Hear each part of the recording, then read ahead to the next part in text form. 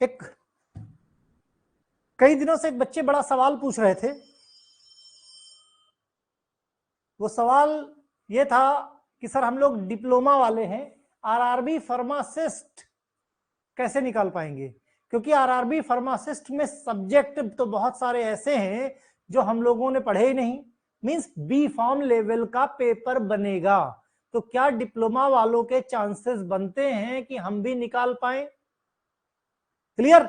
तो ये पॉइंट हमने कहा कंपैरिजन कर देता हूं कि कितना तुमको मेहनत करनी। हाँ, वो अलग बात है कि भाई बी फॉर्म वालों के लिए थोड़ा सा इजी पड़ेगा तुम्हारे कंपैरिजन में।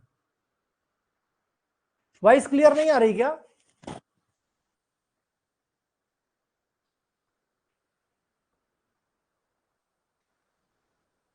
ठीक है, चलो भाई, तो बात करते हैं। देखो ये है आरआरबी फार्मासिस्ट का, यस, आरआरबी फार्मासिस्ट का सिलेबस। इसी से तुमको पता चलेगा कि भाई कितना ज्यादा तुमको मेहनत करनी है और कैसे क्या करना है। कछुआ और खरगोश की जब भी रेस कराई जाती है तो जमीन आसमान का अंतर होता है दोनों के बीच में। कछुआ और खरगोश में दूर दूर तक कोई कंपैरिजन नहीं होता है, कोई कंपैरिजन नहीं है, लेकिन उसके बाद भी जीतता ज्यादातर कछुआ है। क्यों? क्योंकि वो कंसिस्टेंट चलता है। तो ये कहना कि नहीं बी फॉर्म वाले, अरे भाई डी फॉर्म को अगर एलिजिबल किया गया है तो कुछ सोच के ही तो किया गया है। डी फॉर्म को एलिजिबल किया गया है, उनको भी तो मालूम है सिलेबस क्या है। चलो अब हम थोड़ा सिलेबस को रिव्यू कर देते हैं, कंपैरिजन कर देते हैं, खुद ही तुम्हारा डर खत्म हो जाएगा। ह्यूमन एनाटॉमी एंड फिजियोलॉजी पढ़ा है, डी फॉर्म में भी और बी फॉर्म में भी। फार्मास्यूटिकल एनालिसिस ये बी फॉर्म का सब्जेक्ट है, लेकिन बहुत सारा सिलेबस इसका डी फॉर्म लेवल पे पढ़ाया जाता है। फार्मास्यूटिक्स पूरा पूरा डी फॉर्म का। फार्मास्यूटिकल इनऑर्गेनिक केमिस्ट्री, जब हमारा सिलेबस रिवाइज हुआ था उसके पहले जो केमिस्ट्री का सिलेबस था वो कैसा था, इनऑर्गेनिक का था, वो भी मैं आप लोगों को प्रोवाइड करवा दूंगा। रेमेडियल बायोलॉजी और रेमेडियल मैथमेटिक्स, मतलब बिल्कुल बेसिक लेवल की, जिसमें बहुत कुछ तुम ह्यूमन एनाटॉमी एंड फिजियोलॉजी में ऑलरेडी कवर कर चुके हो, नाम अलग कर दिया गया है। ठीक है, नाम अलग कर दिया गया। फिर pharmaceutical organic chemistry, organic chemistry तुम पढ़ ही रहे हो।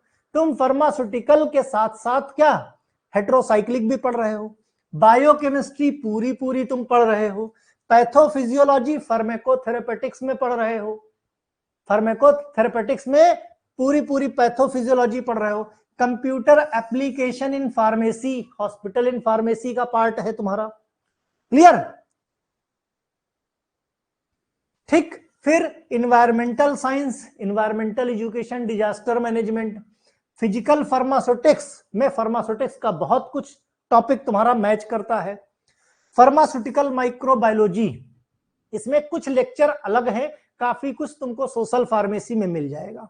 फार्मास्यूटिकल इंजीनियरिंग के लेक्चर देने पड़ेंगे। मेडिसिनल केमिस्ट्री तुमको काफी कुछ कवर हो जाएगा। फार्माकोलॉजी पूरी तरह से कवर होती है तुम्हारी। फार्माकोग्नोसी पूरा तुमने पढ़ रखा है, फार्माकोग्नोसी फाइटोकेमिस्ट्री पूरी तुमने डिप्लोमा में पढ़ के रखी है। Clear? Industrial pharmacy, pharmaceutical jurisprudence को ही बोलते हैं pharmacy law ethics. Herbal drugs technology, biopharmaceutics, pharmacokinetics, सब कुछ तुमने डिप्लोमा में पढ़ा है। Pharmaceutical biotechnology, quality assurance, instrumental method of analysis, ये सब कुछ डायरेक्ट इनडायरेक्ट तुमने पढ़ा है। Clear? Pharmacy practice, novel drug delivery system chapter है तुम्हारे में फार्मास्यूटिक्स का last. Biostatic and research methodology, social and preventive pharmacy, जो सोशल फार्मेसी के नाम से पढ़ते हो वही social and preventive pharmacy. Pharma marketing management, pharmaceutical regulatory science कुछ और नहीं है, फार्मेको विजिलेंस तुमने पढ़ रखा है, क्वालिटी कंट्रोल पढ़ रखा है, standardization and herbals, computer aided drug design, cell molecular biology, cosmetic science, experimental pharmacology, advance instrumentation technique, dietary supplement, nutraceuticals.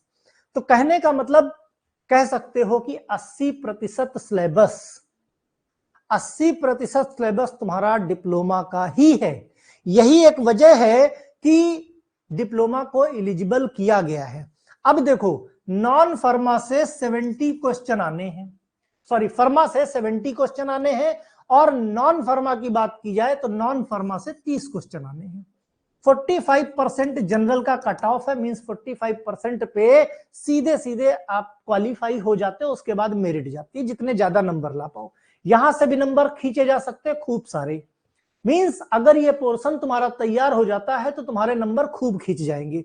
Negative marking का खास ख्याल रखना है, ठीक है। और बताने वाली बात ये कि इसके बाद की बात अगर करें हम,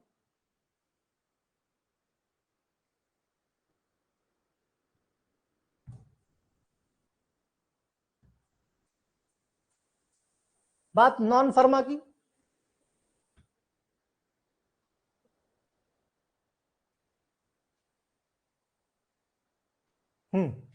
अब देखो नॉन फर्मा में सिंपल से रीजनिंग के चीजें, नॉलेज, करंट अफेयर्स, भाई नॉलेज है, करंट अफेयर्स है, इंडियन जियोग्राफी है, कल्चरल हिस्ट्री है, इंडियन इंक्लूडिंग फ्रीडम स्ट्रगल है, इंडियन पॉलिसीज है, कॉन्स्टिट्यूशन के बारे में, इकोनॉमी के बारे में, एनवायरमेंटल इशू कंसर्निंग, है ना, sports, general scientific technologies development के बारे में है।